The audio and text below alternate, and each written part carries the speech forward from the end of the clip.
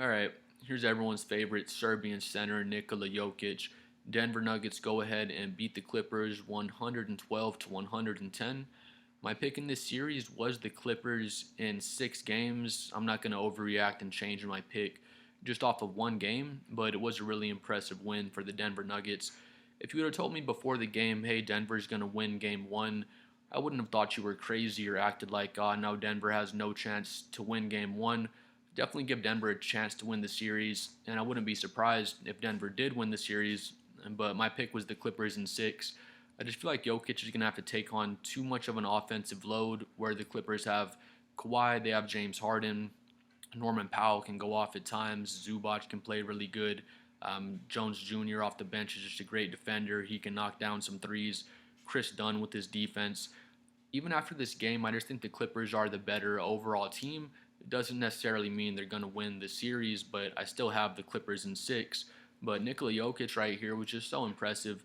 I have the box score numbers ready, but I haven't looked at them quite yet. But I know Jokic had a great game. I don't think he finished with quite a triple double, but he was close. He was just getting whatever he wanted in the paint. His little floater game is crazy. He does a little like finger roll type of floater where it goes like 10 feet in the air and he can throw it up over whoever he wants. Just playmaking for all of his guys. He can catch the ball wherever he wants, at the top of the key, free throw line, in the low post. He can catch the ball in the corner. It does not matter where Jokic catches the ball.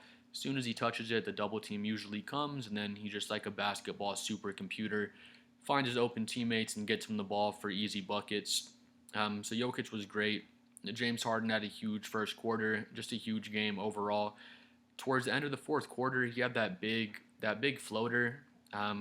If you watch the replay, it was almost from the free throw line. He was like one step inside of the free throw line. Really tough shot, but he hits that lefty floater, and it rolls in to send the game to overtime.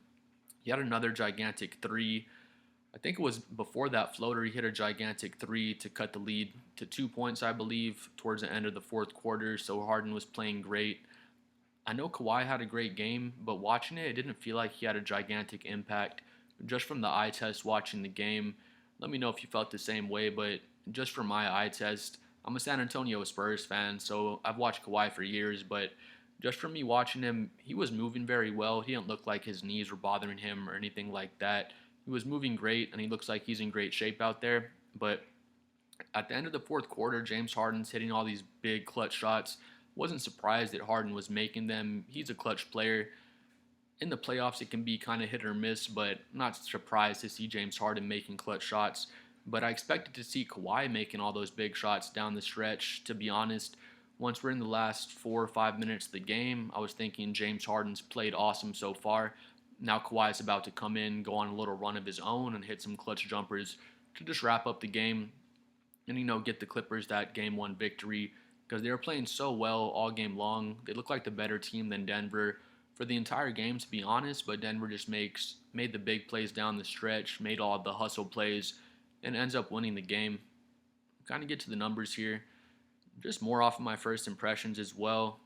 Come down to Denver stats. Jamal Murray, he was 7 for 20. I hadn't seen his numbers quite yet, but I was going to say didn't feel like he had a good game. Just watching the game, you could tell he missed a lot of shots. He wasn't necessarily scoring a ton of points. He did have 21 points off his 20 shots, so it's not good efficiency, just to be honest. But the shots he did hit, he hit a big three towards the end of the fourth quarter, hit another gigantic three in overtime.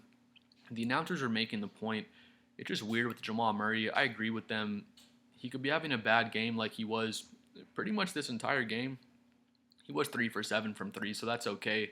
But he's having a bad game pretty much all game long, missing all these shots that he's usually knocking down, and then hits the gigantic three at the end of the fourth, hits another gigantic three late in overtime. So he just has a weird knack to make all these big clutch shots, even if he wasn't having a good offensive game. He just comes through in those clutch moments. So that's kind of what you'd like to see from one of your superstar players. You can debate whether or not Jamal Murray's a superstar at this point, but in the Nuggets championship run, he was making all the big plays down the stretch, and in this game, he made some giant plays down the stretch as well. Jokic goes 12 for 24, so he's 50% from the field, 29 points, 12 assists, 9 rebounds, 3 steals, 1 block. Jokic is always amazing. He's basically the reason they won the game. Jamal Murray did have the big clutch buckets. They wouldn't have won without him. But Jokic just has so much on his plate. He has to do so much just to give his team a chance to win. But his co-stars kind of came and they rode with him this game and helped him win the game. Michael Porter Jr. only scores 3 points. He only gets 26 minutes. So they kind of sat him out for Russell Westbrook. Basically at the end of the game, Russell Westbrook got Michael Porter Jr.'s minutes, and I'll come back to Russell in a second here. It was a Russell Westbrook roller coaster, but he did more good than bad, and he made a lot of plays that helped the Nuggets win the game ultimately. Yeah, Michael Porter Jr. only took 4 shots, only the 3 points. I'd be more upset he only took 4 shots. If you're gonna make one shot, be 1 for 10. Porter Jr. is an amazing shooter, so go ahead and let him fly. And, just live with the results, but can't live with him only taking 4 shot attempts. But Aaron Gordon is great, 8 for 14 from the field. He puts up 25 points, the 8 rebounds, 2 steals. Can't really ask for more from Aaron Gordon. He had a couple big dunks where he just drove right by guys and had some big two-hand dunks in the paint, so the crowd loves to see it. Christian Brown had the 11 points on 50% shooting. Murray, again, he did have the 21. Westbrook had the 15 points on 5 for 17, so just really terrible efficiency, to be honest. But again, I'll come back to Westbrook here in a second. Going to the Clippers, Kawhi Leonard, he's 9 for 15 for 22 points. He has the 6 rebounds, 7 turnovers, though, so that's really, really bad. I didn't realize he had so many turnovers, but thinking back, he did misread a lot of double teams. There was a couple times where he just threw the ball out of bounds. He was passing into passing lanes where guys were cutting him off, and he had a couple really bad passes that ended up in buckets on the other end. He had one where he passed it right to Jokic, and Jokic dribbles the entire length of the floor. He's moving at 5 miles an hour, and he just gets a layup at the other end. So, yeah, Kawhi, it's a good game, 9 for 15, really efficient. The 7 turnovers are terrible, but the 22 points isn't bad. But again, like I was saying, towards the end of the fourth quarter, I was expecting Kawhi to just step it up, make all these gigantic jumpers like he usually does, and close out the game. But for whatever reason, he just didn't really show up in the fourth quarter. He made a couple buckets off the ISO, but he didn't have that explosive fourth quarter you were looking for. James Harden's 11 for 22, so great efficiency. 32 points, 11 assists, 6 rebounds, only 2 turnovers, so he was just running the show out there, and he played great. If Kawhi gives you 25 to 30 points, the Clippers win this game. I thought they played better than the Nuggets basically the entire game until the fourth quarter. Nuggets were winning all the hustle plays. There was a lot of plays where you saw 3 Nuggets standing there, and then Christian Brown, Russell Westbrook just flies in to get an offensive rebound. All the Clippers just looking at the ball, kind of waiting for it to land in their hands. And the Nuggets were coming with the energy and winning all the hustle plays in the fourth quarter. So it seemed like the Clippers just hit a point where they felt like, we're the better team. We're going to win this game just off of execution, and they stopped putting in that extra effort and ended up biting them in the end. Norman Powell has 12 points on 5 for 12, so nothing impressive. Chris Dunn with only 10 points, but he played great defense. He always does. Batum actually closed the game out just for his length and his 3-point shooting. I didn't think it was a bad move, from the Clippers, but they just ran out of gas towards the end. One weird thing I did notice, I think a lot of people noticed this as well, they're running the James Harden-Zubac pick and roll the whole first half. Zubac has their first 6 points pretty much directly off of that pick and roll play between those two. James Harden comes off. They would have miscommunications on defense, who's picking up who. Harden hits Zubac on the roll. They have Chris Dunn in one corner, Kawhi's on the other corner or on the wing, and then Zubac just catches the pick and roll, and he's passing to Chris Dunn cutting baseline, Kawhi cutting baseline. Who else? I think he hit Norman Powell for 1 or 2 of those, and they're just getting wide open baseline layups off that pick and roll action. If the cut on the baseline is not there, they're passing out to Chris Dunn in the corner for an open 3, or he's catching the ball and passing it to the wing for Norman Powell or Kawhi Leonard to shoot an open 3. And all the shots weren't necessarily going down, but in the second half, they just completely quit running that Zubac Harden pick and roll for some reason. Didn't make any sense to me because it was working really well. They were getting good results scoring, and even the plays where it didn't work, they were still getting wide open shots or really high quality shots. So it made no sense why they just stop running that Zubac Harden two-man game out of nowhere when it was working so well in the first half. So that just made no sense to me. They totally abandoned that. I feel like if they kept spamming that play, going into the third quarter, the fourth quarter, they would have had a better chance to win the game. But for whatever reason, they kind of got away from that. They started isolating Kawhi and isolating James Harden in the second half, which isn't bad. They're great isolation players, but I feel like if they kept running that pick and roll with Harden and Zubac, they would have had a better chance to win the game. They wouldn't for sure win. Denver was playing with so much energy in the second half. It might not have mattered, but I don't know why they would go away from their bread and butter when it was working so well in the first half. All right, to wrap it up, the Russell Westbrook roller coaster was incredible. He has a play at the end of overtime where he's D'ing up Kawhi and he slaps the ball off Kawhi's hand to basically wrap up the game. So that was an amazing defensive play by Westbrook. It really was a roller coaster with him. I will say, in my head, when they subbed Westbrook in, it was like 5 or 6 minutes left in the fourth quarter. They put Westbrook in. He's closing the game. They even said it on the announce. The announcers were even saying, hey, we noticed Westbrook's going to be closing out the game. It's feast or famine with Westbrook. We'll see what happens. In my head, I was thinking, man, Westbrook's going to make a boneheaded play and cost the Clippers a game. Maybe that's bad. I was thinking that way, but just to be totally honest, that's what I was thinking in my head. Man, why do they have Westbrook in there? He's going to do something to blow the game. But I wouldn't say I was totally wrong, but he did just enough more good than bad at the end of the game in the fourth quarter, and Nuggets came out with the win, largely due to Russell Westbrook. Russell Westbrook had a huge impact in overtime in the end of the fourth quarter. But yeah, there's a play, probably the last minute and a half of the fourth. Jokic gets double team, passes it down low to Russell Westbrook, wide open layup. Another play, maybe one or two plays later, they swing it out to Westbrook in the corner, knocks down a gigantic corner three. I think that put him up one. It was a gigantic shot with less than a minute left in the game. And then there's another play.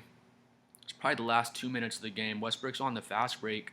It's probably like 1-on-3, and Westbrook just goes at all three guys, goes up for a layup, and just misses the layup really bad. And I was like, what are you doing out there, Russ? And there's another play at the end of the fourth quarter. He's trying to get Jokic the ball, but the pass isn't there, so he kind of goes up for a jumper. I forgot who was contesting him, but the defender's right in his face, so Russ kind of bounces the ball off the guy's hip and tries to get it back to shoot an open jumper, but just the clock ran out, so they didn't even get a shot at the end of the fourth quarter, which is kind of unacceptable, but you live by the Russ, you die by the Russ, so that was a really bad play. But then there was a bunch of plays, I think. Yeah, right here, Russ had 4 offensive rebounds. They were all humongous. Like I said earlier, there was plays where it's 3 Clippers. They're looking at the ball, kind of waiting for it to fall into their hands, and Christian Brown or Russell Westbrook just slides in and gets a gigantic offensive rebound. So he made a bunch of winning plays towards the end of the game, to be honest. That was a gigantic play where Kawhi's trying to inbounds, and Russell slapped the ball off of Kawhi Leonard's hand. But it was just an up and down roller coaster. I'm not a Nuggets fan or a Clippers fan, but I was on the edge of my couch just like, what are you doing, Russ? Then he hits the huge three. He has that big layup, that play on Kawhi at the end of the game. And, you're just cheering 1 second for Russ, then you're just like, what the hell are you doing the next second? But it was the right move by the Nuggets to have Westbrook close the game. Again, he's 5 for 17, so terrible efficiency, 17 shots for 15 points. So it's not good, but Russell Westbrook is not a player you can just look at his numbers and determine what type of game he had, because his hustle, his energy, his offensive rebounding. He only made 5 shots, but 2 of them were in the last minute and a half of the game. He had that open layup from Jokic, and then he had the big corner three. Then he had the possession where they don't get a shot at the end of the fourth quarter. And he had another possession, I think it was last minute and a half. It was like the last 35 seconds of the game. He's going like 1-on-3, and he should just pull it out because Denver, they were up 2 points at the game. There's no reason to rush it and go for a layup, but he kind of rushes and goes for a layup. It wasn't a wedgie, but it hit right there between the rim and the backboard, and just a terrible layup miss. Then Denver goes back the other way. So, just the Russell Westbrook roller coaster up and down, but it was the right move to have him in. He made the huge plays, and he proved me wrong because, again, I thought he was going to make a boneheaded play to kind of lose the game or blow the game. And he did have that layup he missed, and that was a bad play. He had the play at the end of the fourth quarter where they don't get a shot, and that was a bad play. But he has the huge offensive rebounds, the huge corner three, the huge play on Kawhi to knock the ball off of his hands to basically seal the game. So it was the right decision by Denver to let Russ wrap it up, and he was really impressive with his energy plays and just doing things that don't show up on the stat sheet to help Denver win the game. But yeah, just an awesome game. I'm super excited for the series to keep going. I'm on to game 2. Again, I picked the Clippers in 6 games. I'm not going to overreact to game 1 and back up off my pick. But, I was excited for this series before it started, and it looks like it is going to be the best series in the first round, at least just based on this game 1. So really excited to see what happens in game 2. Please comment below what you thought about this game. Jokic's performance, Harden, Kawhi, Westbrook's performance, so many storylines to talk about in the game. I'm at a big 37 subscribers as well. I'm trying to hit 100 by the end of the week, so please like and subscribe if you enjoyed the video or if you've seen my previous videos, and we'll see y'all next time.